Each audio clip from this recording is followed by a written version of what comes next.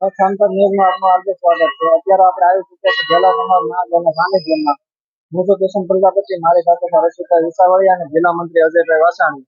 તો તમે થોડું શિવરાત્રી વિશે આજના કાર્યક્રમ વિશે થોડુંક કહેશો? પહેલા તો જય મહાદેવ બધા ભાવિ ભક્તોને બધાને।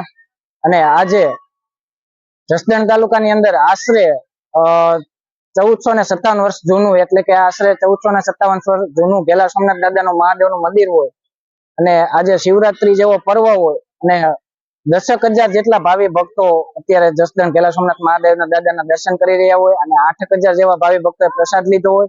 ત્યારે પહેલા તો ખૂબ ખૂબ બધા અને દાતાશ્રીઓનો હું આભાર માનું છું અને આવી વ્યવસ્થાઓ જળવાઈ રહે અને આપણે સૌ ભાવિ ભક્તોને અથવા બધા લોકોને ખૂબ ખૂબ મહાશિવરાત્રીના પર્વનો હું અભિવાદન પાઠવું છું।